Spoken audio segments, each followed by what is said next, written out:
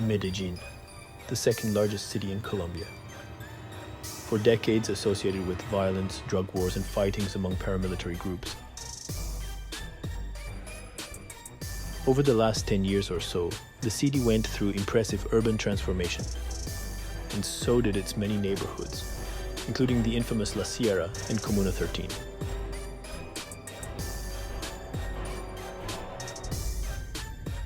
In this video, we take you on a hike up the city hills into once turbulent neighborhood of La Sierra, and then into the vibrant Comuna 13.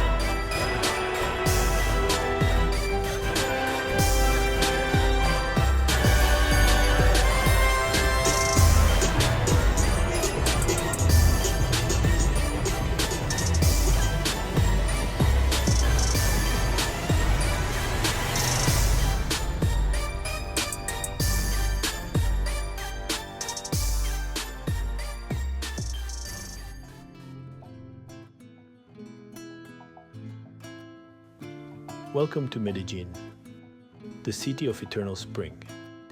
Nestled in the heart of a large valley, this vibrant metropolis has transformed itself from a turbulent past into one of the most creative and extravagant cities in South America. This is a city of contrasts split into comunas, neighborhoods from very deprived to well-developed. On one hand, the affluent neighborhoods of Poblado, or downtown, with its many corporate offices and textile business. On the other hand, hills, on both sides of the valley, with poorer neighborhoods with its dark past, today often a symbol of rebirth, community, and urban progress. Since the end of the violent conflicts and urban development of both public transport, including the famous cable cars, to the poor neighborhoods on the hills and the metro system, the city has experienced impressive growth, especially in tourism sector, with many foreign digital nomads moving here. Downtown is relatively safe during the day, though reasonable precautions are advised. The area is filled with public outdoor art installations, stores, and coffee shops. The city is famous for both its textile industry and its art scene. Plaza Botero is known for its larger-than-life sculptures by the famous Colombian artist Fernando Botero, today one of the landmarks of downtown Medellin.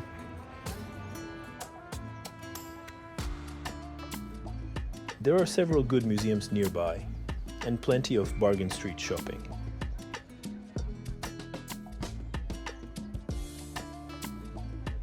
But beyond the bustling streets of downtown and the vibrant energy of El Poblado, there's a lesser-known neighborhood with its own powerful transformation story to tell. We are going up the hills to La Sierra, connected with the city by public transport from San Antonio Station, first with the local tram and then cable car to Villa La Sierra Station. Perched high above the city in the eastern hills, La Sierra is a neighborhood that, for years, was defined by hardship. Once plagued by violence and conflict, this community has undergone a quiet, yet powerful transformation, led by its people and their unbreakable spirit. Ever since I watched the 2005 brutal documentary La Sierra, I wanted to see how the area has changed over the years. Visiting La Sierra isn't like visiting many of the city's tourist hotspots. It is more stepping into the heart of Colombia's resilience. The people here have rewritten their own story. And today, the neighborhood is a place of community, urban progress, and hope. The development of the cable car system to connect La Sierra with downtown has significantly improved the lives of residents in multiple ways. Before the cable car, traveling from La Sierra to the city center was difficult, taking hours on steep, dangerous roads. Now, residents can reach key areas in minutes, with access to better jobs, education, and healthcare. The improved transportation system has made La Sierra a more desirable place to live, integrating marginalized communities into the city's development, reducing social inequalities, and fostering a greater sense of belonging.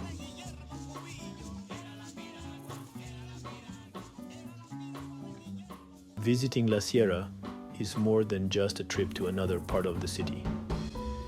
It is a chance to see Colombia through a different lens, to hear about its dark past, its challenges, and its incredible potential for the future.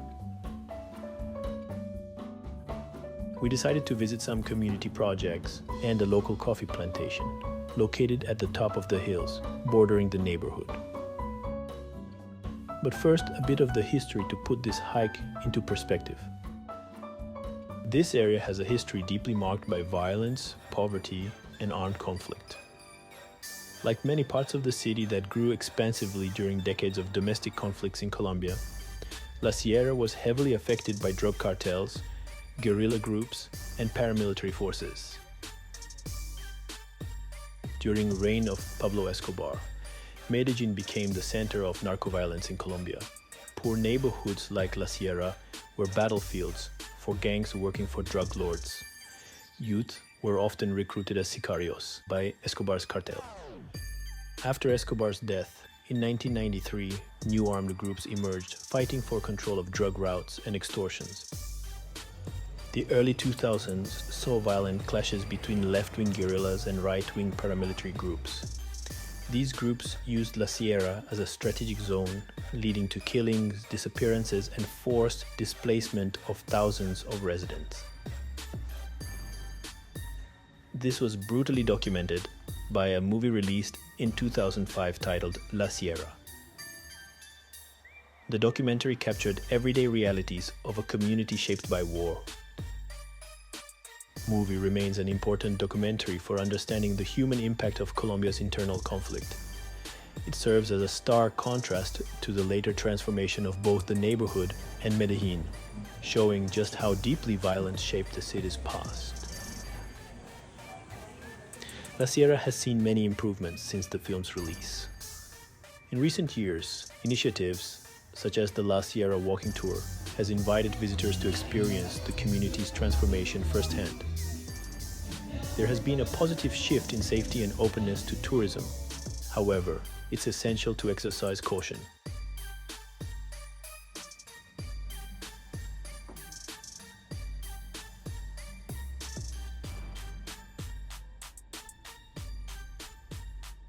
Medellín and the surrounding Antioquia region have a rich coffee culture due to its unique weather, and there are some small family coffee farms in the top of the hills around La Sierra. We went to visit Casa Finca La Sierra, cultivating high-altitude specialty coffee, to see how local residents are involved in coffee harvesting and production. As you can see, guys, in one side we already have just the beans. In the other side we're going to have just the peels. If you're asking or wondering what's going on with the peels, what we're going to do with this, as I told you guys, here in this area we have more than 35 families that work with different products that it comes from coffee. Some of these farms are processing these peels to do what?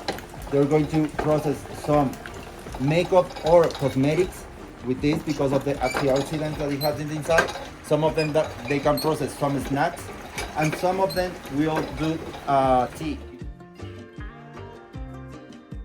For centuries, coffee has been at the heart of Colombia's identity, with regions like Antioquia producing some of the world's finest beans.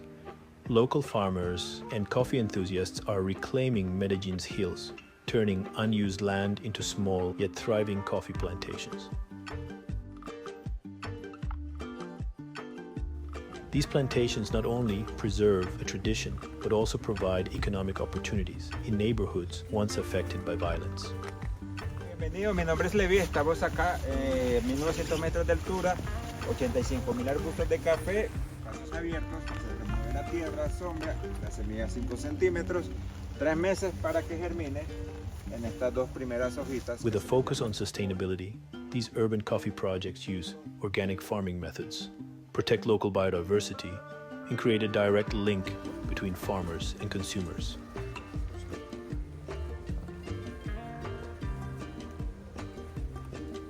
To produce 1 cup of espresso coffee, you need approximately 50 coffee beans. Here, all harvesting happens manually throughout the year, since the climate in Antioquia allows coffee cultivation all year round. Each red coffee cherry contains 2 beans. It takes about 5 to 6 cherries to produce 1 gram of dried green coffee beans. A single espresso shot requires around 7 to 9 grams of ground coffee. This means you need roughly 50 cherries, or about 70 to 100 individual beans, for a single espresso. This is an intensive manual labor, and just a first phase of coffee production before freshly brewed coffee lands on your table. As you can see, the climate is very humid and wet, with heavy rains occurring in Medellin all year round. And contrary to other coffee regions around the world, this allows coffee cultivation and picking almost every month throughout the year. The hills on the edge of Medellin are more and more covered by local farms and coffee plantations. People were moving here over decades, between the 1950s and the 1990s, fleeing domestic war and fightings in the countryside in the province of Antioquia. But only in the last 20 years, it has become safe and stable enough for those local farms to emerge.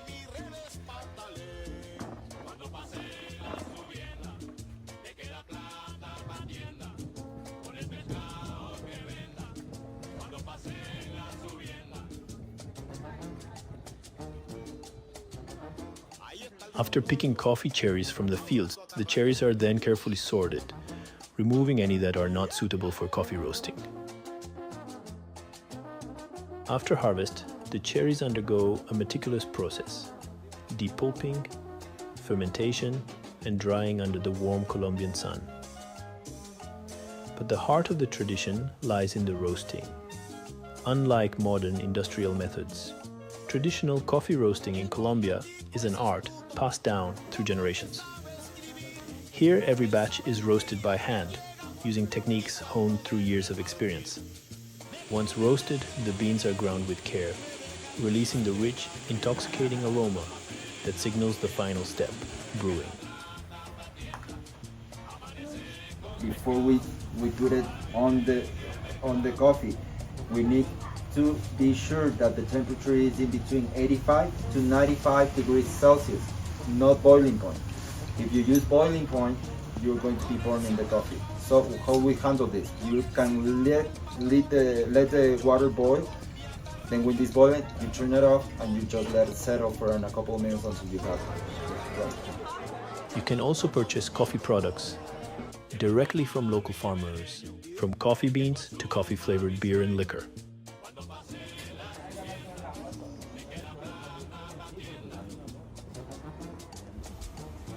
We're heading back to the cable car station Villa Sierra. From the top of the hills, it can take about anywhere between 30 to 60 minutes, navigating through the set of steep stairs and narrow streets.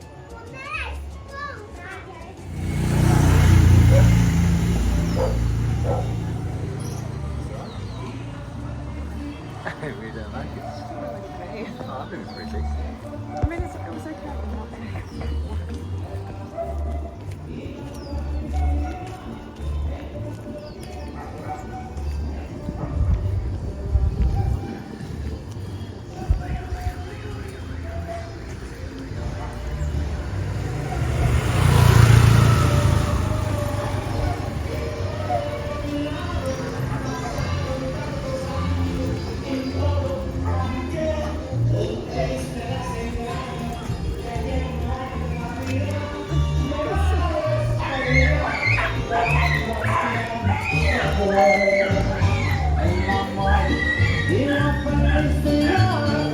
En cuanto llegan se van, en cuanto llegan se van. El amor y la felicidad. En cuanto llegan se van, en cuanto llegan se van.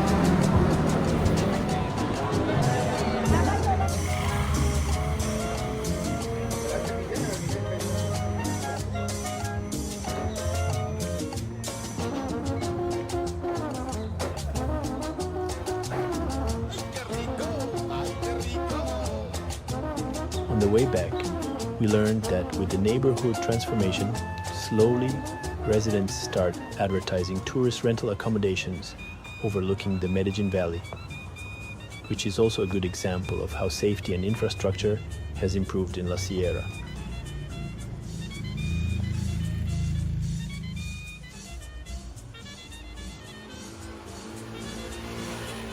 The neighborhood is nowhere near as popular among visitors to Colombia as vibrant Comuna 13, where we are heading next. But before we get there, hike down the steep hills of La Sierra and ride with the cable car.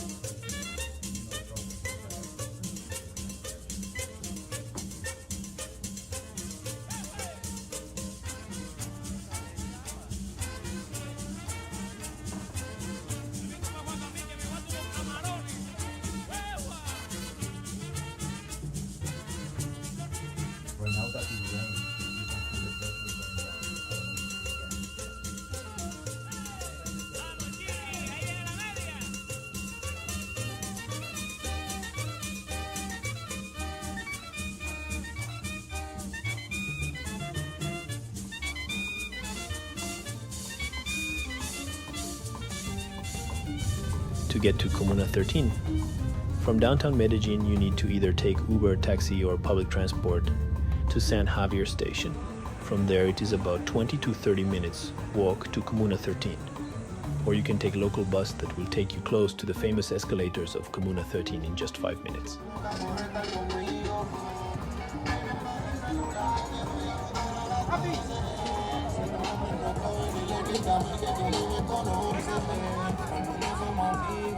And here we are. Once one of Medellin's most dangerous areas, it has transformed into a neighborhood full of art, music, tourism, and walking down history lanes. You can take the famous outdoor escalators, explore the incredible street art, and even catch a live hip-hop performance. Comuna 13 was not always a vibrant community. It has faced violence related to drug trafficking, paramilitaries, and controversial military operations. Today, over 160,000 people live here in houses that are typically made out of brick and cement, closely stacked together and wrapped around the western hills of the city. The neighborhoods were built up primarily by consecutive waves of immigrants. Over decades, waves of migrants escaping La Violencia conflict and rural fighting between revolutionary guerrilla groups and the Colombian government came to build Comuna 13. During the late 20th century, Medellin was known as the murder capital of the world, largely due to the violent reign of drug lord Pablo Escobar and the ongoing conflict between various guerrilla groups and the government.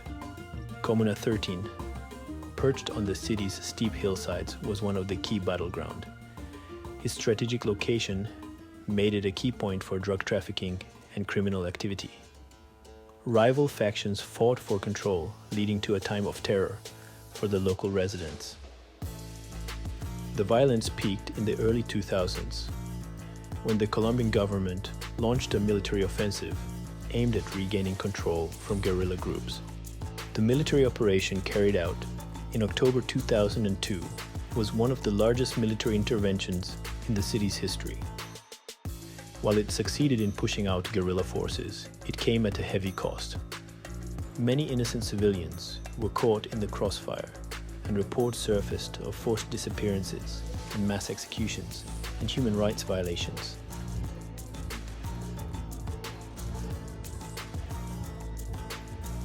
One of the most haunting remnants of this period is La Escombrera, a mass grave site on the hill visible here. This area is believed to conceal the remains of tens of thousands of people who disappeared during and after government operations. Families of the victims continue to seek justice, demanding excavations to uncover the truth about their loved ones.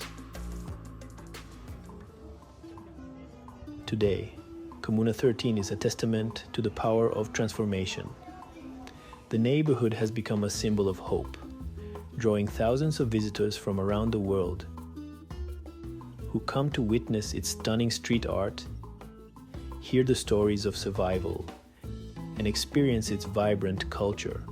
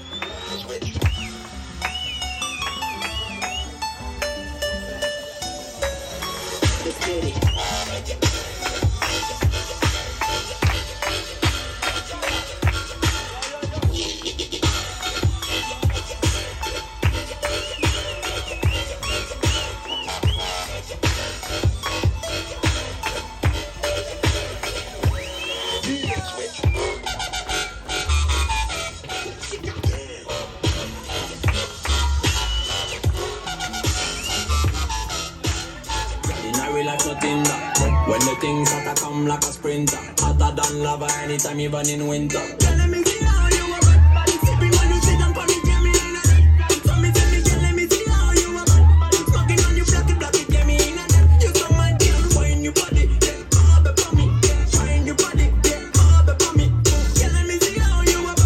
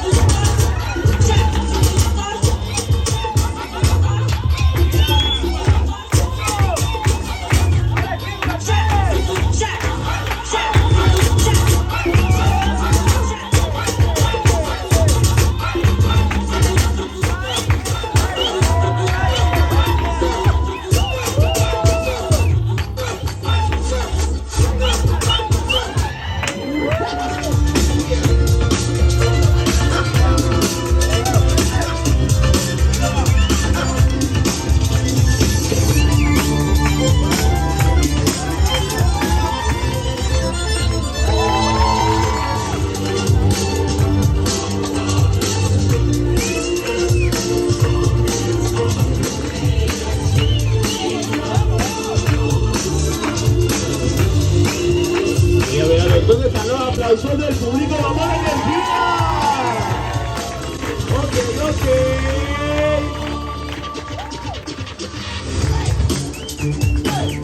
Hey, con las manos.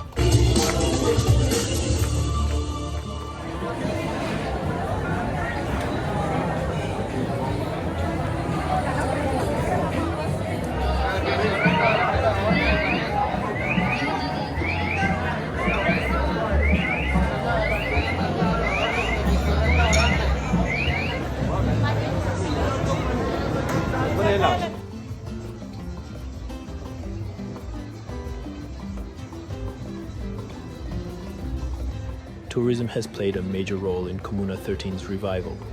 The once dangerous alleys are now filled with life, thanks to guided tours that highlight both the hardships and the triumphs of the community.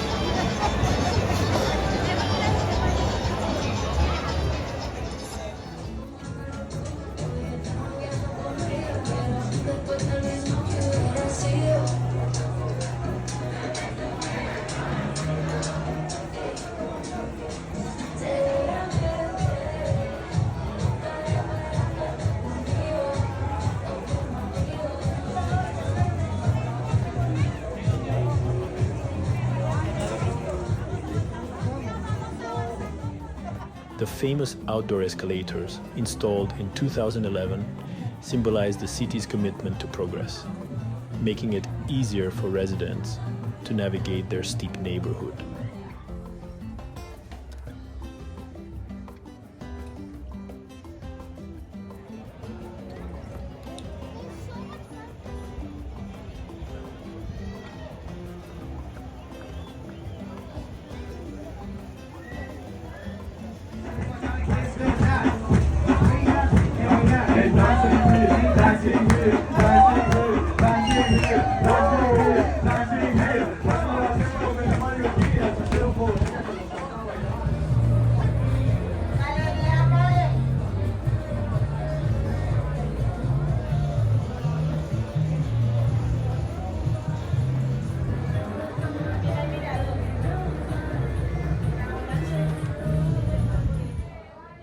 If you ever visit Medellin, don't miss the chance to experience Comuna 13. Walk its streets, hear its stories, and witness firsthand how this community turned its pain into power.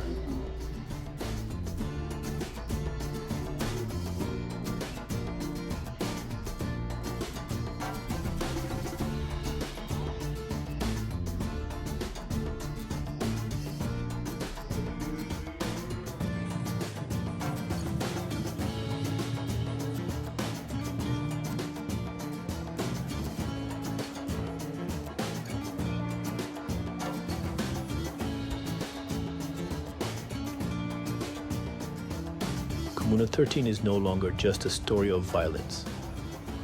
It is a story of resilience, art, and renewal. It serves as a powerful example of how communities can rise from the ashes of their past to build a brighter future.